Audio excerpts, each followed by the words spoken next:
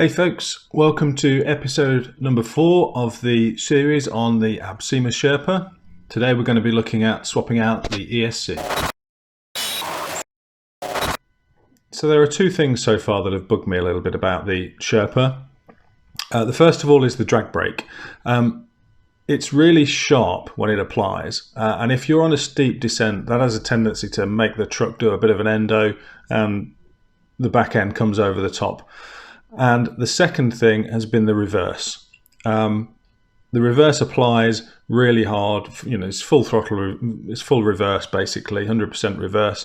So if you're a bit of an inexperienced driver like me and you still haven't got those sort of super fine control on the pistol grip, on the trigger, you tend to come off obstacles really fast, and it doesn't look great, and it often puts you where you don't want to be. You want to just be able to back off gently.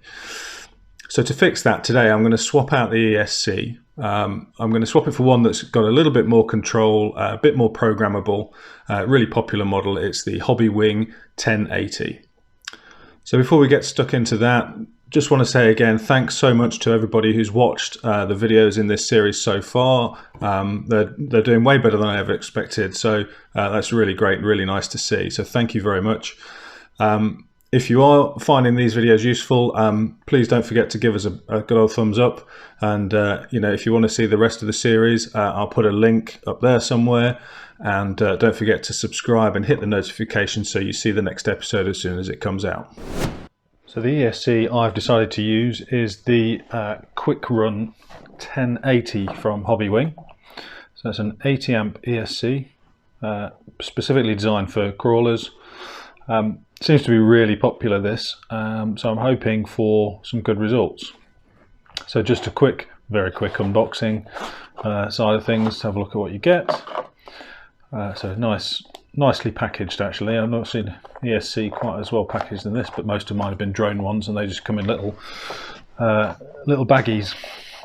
So obviously some pre-installed wiring, and this is the beauty of the HobbyWing kit, and this is why I've picked this ESC, the programming card. So this ESC is quite flexible in the programming options. You do also get some stickers, some zip ties, which will be coming in handy. Some little mounting sticky things, and a bit of heat shrink, which I probably won't need. So there's lots of program options, like I say, and we'll look at those in a few moments. But first of all, we'll get to installing the actual ESC. So when it comes to removal of the old ESC, really straightforward. It's all just plugged straight in. So it's normally stuck down. There is a bar that sits across the top here, and that's just, you undo 2 screws. Obviously, I already started doing this before I remembered I was supposed to be filming it. Undo the 2 screws, the little bar comes off, and there's a sponge foam double-sided sticky that's holding it onto the servo mount.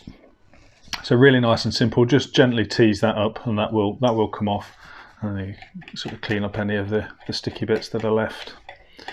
The new one does come with a really nice 3M sticky pad, so I'm pretty confident that won't be going anywhere once it's stuck down. And then holding on the receiver box, there's I think 5 screws in total, and then there will be an explosion of wiring because of all the servo and LED wires that are jammed in there.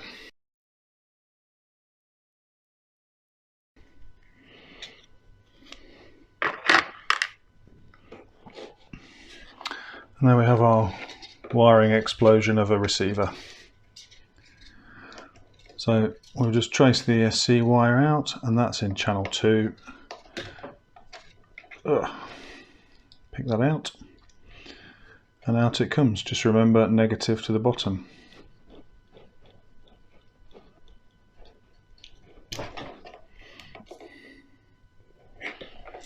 And there we go, fully extracted. Okay, so before we set everything up, I'm actually going to solder up the motor wires. I wasn't originally planning to do that, but I'm going to do that first. And then once we're all installed and ready to go, then we can do the calibration and setup and go through some of the programming options. So I don't really have a very good way of making this visible. So you're just going to have to trust me on this one. But it is accessible. You can get to it reasonably easily without burning plastic, which is good. So we'll get a nice fresh glob of solder on that tab. Well, we've already removed the positive, sorry.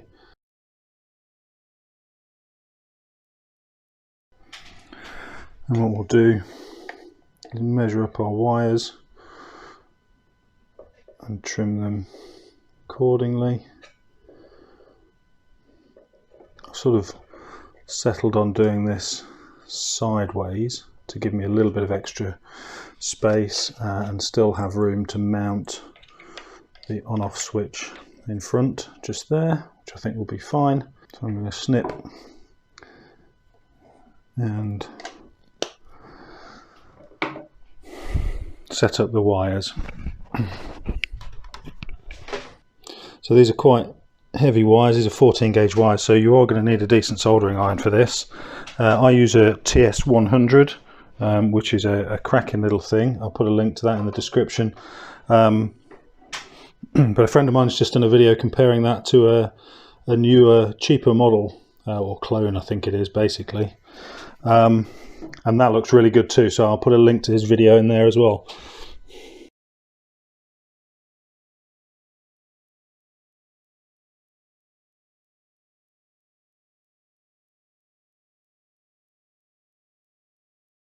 Okay, and now we've got the wires ready, I am just going to mount the ESC in place, which will just make the soldering process a little bit easier, if I'm honest, because it won't be moving around. This 3M stuff's great, but you won't really get two chances at it, so make sure we get it where we want it first time and then press it down. Okay, so that's nicely in place. We can get on with doing actual soldering our wires to our motor.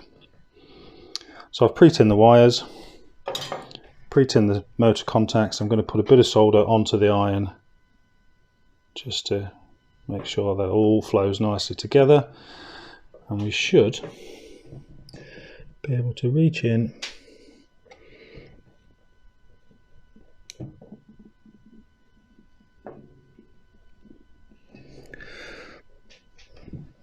and get those things. Nice secure connection. It's a bit difficult to see. This side is much easier to see and much easier to access, which is nice. A bit more fresh solder.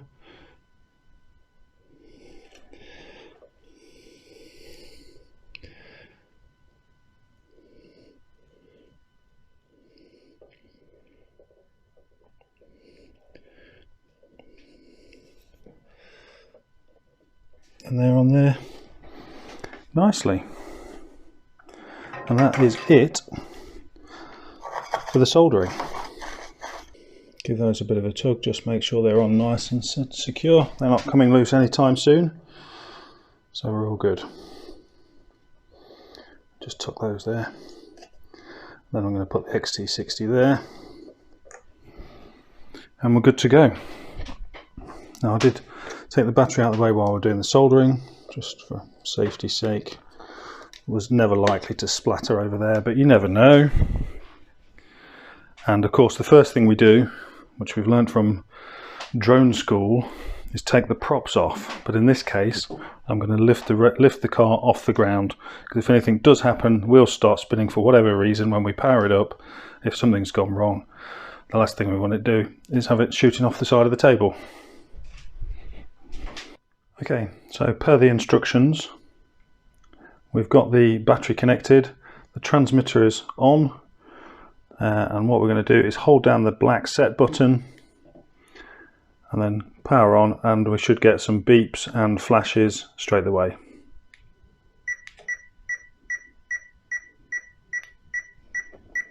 Okay, so that's a little bit annoying, but it's beeping and flashing as it should be. So with our throttle in the neutral position, we press the set button and we get a confirmation. Flashes once emits a beep tone. Move the throttle stick to the end position of forward, so full forward throttle. Press the button again. Again, it is the set button. So we've got full throttle. Press the button, should get 2 beeps. That's good. And then full reverse, and we should get 3 beeps.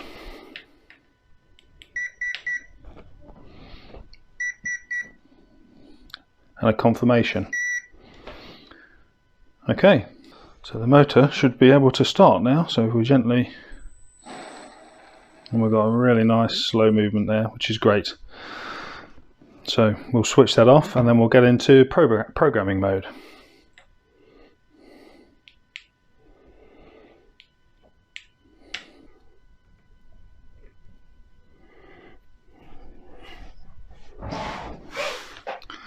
Right, so in terms of programming, this seems to be a fairly straightforward task of just switching on the ESC. And there we go. So on our program card, we've now got item 1, value 3. So as per the instructions, or the very tiny font on here, it's also clearly labelled out in the instructions. It's currently in forward reverse mode, which is exactly the one we want for crawler. And if we go to item 2, hopefully that will be LiPo, which it is. And the voltage cutoff at the moment is set to automatic and medium strength. So I'm going to leave that standard.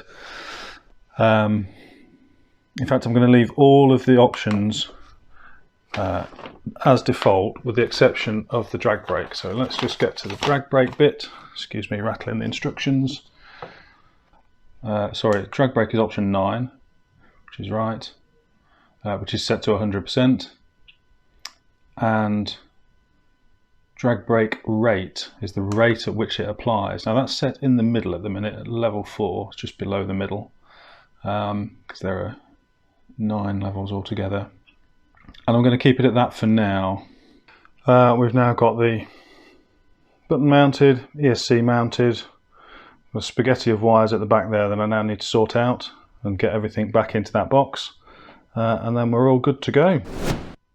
So there we have it, all done. Actually a really straightforward task. So if you're quite new to the RC hobby, don't be daunted by starting to swap out the electronics. They are really pretty plug and play, pretty simple job to do. I have been out since doing that upgrade and it is absolutely better. So the reverse, I've set it at 50% as you saw, and that is much more gentle coming off obstacles, so that's really good. And the drag brake applies a little bit more gradually now, so it tends not to throw the back end over the front, which is great. The drag brake does seem a little bit weaker at this point. Now that might just be because I'm now able to sort of attack steeper descents than I was before, so it's not able to hold the truck in its attitude on the way down, and it's tending to roll down. That's actually been quite useful so far, because I can just let the brake kind of gradually let the truck come down. So I'm not too worried so far. I'm going to have a bit of a play with some of the settings and see how we get on with those. And of course, if I do find a really nice setup, I will let you know in a future video. So that's everything for this video today. Thanks very much for watching. In episode 5, we're going to take a look at tyres and wheels. I've got a couple of sets of tyres that I want to try against the stock ones, so we'll do a bit of a shootout with the stock tyres, a budget tyre that everybody raves about, and a premium tyre. So come back for that, and we'll see you on the next one.